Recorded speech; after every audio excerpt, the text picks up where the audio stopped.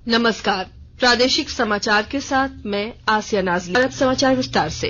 प्रधानमंत्री नरेंद्र मोदी आज कर्नाटक में वैश्विक निवेशक सम्मेलन इन्वेस्ट कर्नाटक 2022 के उद्घाटन समारोह को वीडियो कॉन्फ्रेंसिंग के माध्यम से संबोधित करेंगे। यह सम्मेलन भावी निवेशकों को आकर्षित करने और अगले दशक के लिए विकास एजेंडा निर्धारित करने के उद्देश्य से आयोजित किया जा रहा है। 2 से 4 नवंबर तक बंगलुरु में आयोजित होने वाले 3 दिवसीय सम्मेलन में 80 से अधिक सत्र होंगे। उद्योग जगत के शीर्ष कारोबारी इसमें भाग लेंगे। सम्मेलन में कारोबार से जुड़ी प्रदर्शनियां और भागीदार देशों के सत्र भी होंगे। भागीदार देशों में फ्रांस, जर्मनी, नीदरलैंड, दक्षिण कोरिया, जापान और ऑस्ट्रेलिया शामिल है। निवेशक सम्मेलन से कर्नाटक को विश्व के समक्ष अपनी संस्कृति प्रदर्शित करने का अवसर भी मिलेगा। सरायकेला खरसावां जिले के सुदूरवर्ती क्षेत्र कुचाई प्रखंड में स्थानीय सांसद सह केंद्रीय मंत्री अर्जुन मुंडा और खरसावां विधायक दशरथ गागराई ने प्रधानमंत्री ग्राम सड़क योजना के तहत 49 करोड़ 72 लाख रुपए की लागत से बनने वाली 13 योजनाओं का शिलान्यास किया। इन योजनाओं में 43 करोड़ 57 लाख रुपए की लागत से 8 सड़कों का निर्माण होगा, जबकि 6 करोड़ 15 लाख रुपए की लागत से 3 पुल पुलिया का निर्माण होगा। मौके पर केंद्रीय मंत्री अर्जुन मुंडा ने कहा कि सरकार ग्रामीण अर्थव्यवस्था को सुदृढ़ बनाने को लेकर योजना चला रही है। इस योजना में 250 से लेकर 1500 आबादी वाले गांवों को शामिल किया गया है। गांव-गांव तक सड़क बनने से किसानों के उत्पादों को समय से बाजार पहुंचाया जा सकता है। इससे ग्रामीणों की अर्थव्यवस्था सुदृढ़ हो सकेगी। मौके पर खरसावां विधायक दशरथ गागराई ने कहा कि राज्य का असली स्वरूप गांव में दिखाई देता है, जिसका विकास अत्यंत आवश्यक है। भारतीय रिजर्व बैंक के निर्देश पर वित्तीय साक्षरता को लेकर 1 नवंबर से 30 नवंबर तक सभी बैंकों की ओर से जागरूकता अभियान चलाया जा रहा है। हजारीबाग में अग्रणी जिला प्रबंधक सुधाकर पांडे ने बताया कि अभियान का मुख्य उद्देश्य आम लोगों को वित्तीय साक्षर बनाना, साइबर धोखाधड़ी की बढ़ती हुई घटनाओं के लिए सतर्क और जागरूक करना, शिकायत निवारण प्रक्रिया और आरबीआई के ग्राहक जागरूकता कार्यक्रमों से अवगत कराना है। वीर शहीद बिरसा मुंडा के नाम पर जमशेदपुर के साकची में पार्क का निर्माण हो रहा है और जानकारी दे रहे हैं हमारे संवाददाता।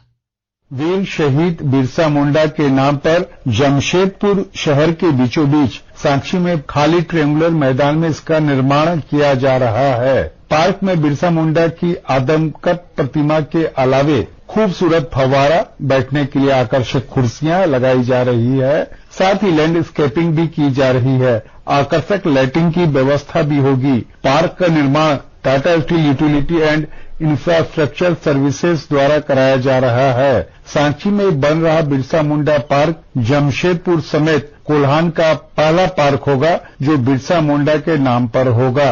राजेश कुमार लालदास, आकाशवाणी समाचार, जमशेदपुर।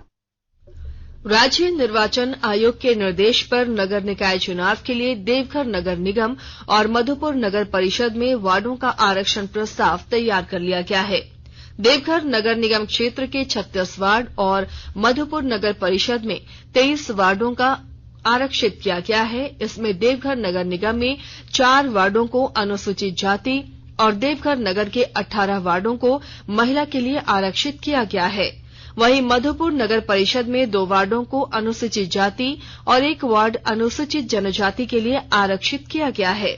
मधुपुर नगर परिषद में 11 वार्ड महिला के लिए आरक्षित किया गया है।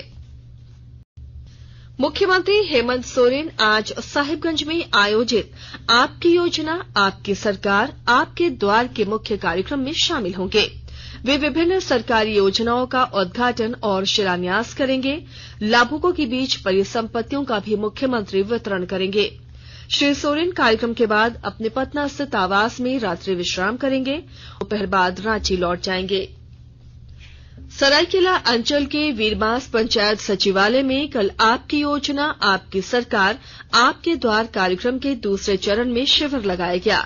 मुख्य अतिथि के रूप में पद्मश्री छुटनी महतो और वरीय पदाधिकारी के रूप में अपर उपायुक्त सुबोध कुमार मौजूद रहे। शिविर में विभिन्न विभागों से संबंधित कुल 700 से अधिक आवेदन प्राप्त हुए। शिविर में 15 विभागों द्वारा स्टॉल लगाया गया था, जहां संबंधित अधिकारी और कर्मचारी ग्रामीणों को योजनाओं की जानकारी दी और उनके आवेदनों का निपटारा भी किया गया। इस दौरान 23 लाभुकों को पेंशन स्वीकृति पत्र दिया गया। उपराजधानी दुमका में संतालों का महापर्व सोहराय को वृहद स्तर पर मनाने की तैयारी शुरू कर दी गई है। विस्तृत जानकारी दे रहे हैं हमारे संवाददाता।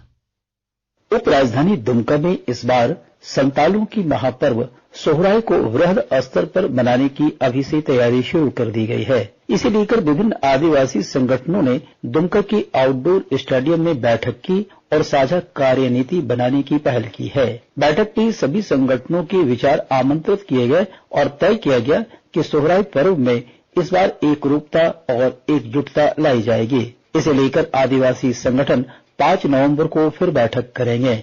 गौरतलब है कि संताल परगना में 5 दिनों का सोहराय पर्व दीपावली की जगह जनवरी के प्रथम सप्ताह में अलग अलग गांवों में अपनी सुविधा अनुसार अलग अलग तिथियों को मनाया जाता है।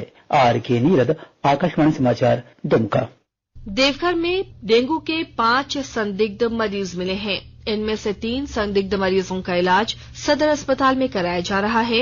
एक मरीज का इलाज निजी क्लिनिक में कराया जा रहा है, जबकि एक मरीज को मधुपुर अनुमंडल अस्पताल में भर्ती कराया गया है।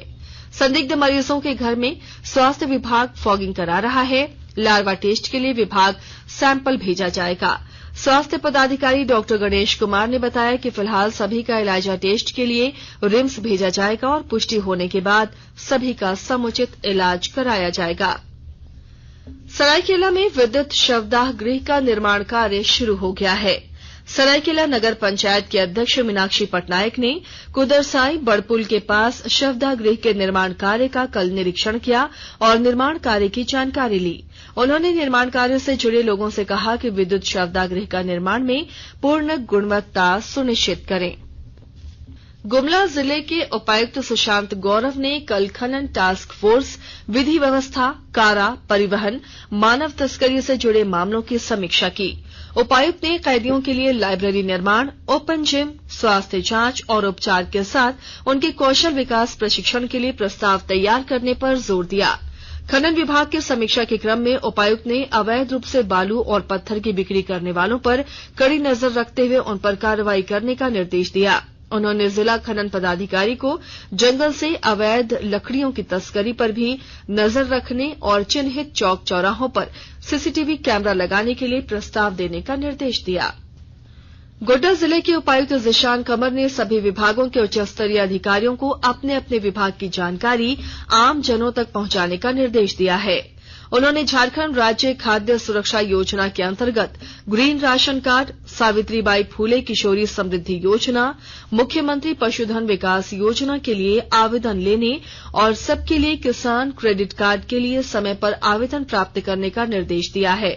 उन्होंने कहा कि बिना आधार कार्ड लिंक वाले राशन कार्डों को तुरंत निरस्त किया जाए। राज्य भर में ठंड ने दस्तक दे दी है। रांची मौसम विज्ञान केंद्र के अनुसार अगले 7 दिनों तक मौसम शुष्क रहेगा। दिन में धूप खिली रहेगी, इसलिए ठंड का एहसास नहीं होगा, लेकिन सुबह और शाम में ठंड महसूस होगी। सुबह में कोहरा या धुंध रहेगा, इसके बाद आसमान साफ हो जाएगा। अब अखबारों की सुर्खियां। राज्य भर में प्रकाशित होने वाले अखबारों ने राज्य में प्रवर्तन निदेशालय की ओर से बड़ी कार्रवाई करने की तैयारी से जुड़ी खबर को प्रमुखता से प्रकाशित किया है। इसके अलावा प्रभात खबर ने लिखा है, खनन मामले में सीएम हेमंत सोरेन को ईडी ने भेजा समन। दैनिक जागरण की सुर्खी है, प्रधानमंत्री का निर्देश, कोई नेता और अधिकारी जांच में न करे हस्तक्षेप। हिंदुस्तान ₹1 की शुरुआत की खबर को पहले पेज पर प्रकाशित किया है। वहीं दैनिक भास्कर ने पशु तस्करी से जुड़ी खबर पर लिखा है, पशु तस्करी का ट्रेंड बदला, सख्ती बढ़ी तो 50 किलोमीटर पैदल हाँककर सरहद पार करा रहे। हिंदुस्तान टाइम्स और द टाइम्स ऑफ इंडिया ने प्रधानमंत्री नरेंद्र मोदी के मोरबी पुल दुर्घटना वाली जगह का निरीक्षण करने की खबर को प्रमुखता से प्रकाशित किया है। और अब अंत में मुख्य समाचार एक बार फिर। प्रधानमंत्री नरेंद्र मोदी आज कर्नाटक में वैश्विक निवेशक सम्मेलन इन्वेस्ट कर्नाटक 2022 के उद्घाटन समारोह को वीडियो कॉन्फ्रेंसिंग के माध्यम से करेंगे संबोधित। केंद्रीय मंत्री अर्जुन मुंडा ने सरायकेला की कुचाई में 13 योजनाओं का किया शिलान्यास। कहा, केंद्र सरकार ग्रामीण अर्थव्यवस्था को सुदृढ़ बनाने के लिए प्रतिबद्ध। मुख्यमंत्री हेमंत सोरेन आज साहिबगंज में आयोजित आपकी योजना आपकी सरकार आपके द्वार कार्यक्रम में लेंगे भाग। और देवघर में डेंगू के 5 संदिग्ध मरीज मिले, सभी संदिग्धों का प्राथमिक उपचार शुरू। इसके साथ ही आकाशवाणी रांची से प्रादेशिक समाचार का ये बुलेटिन समाप्त हुआ।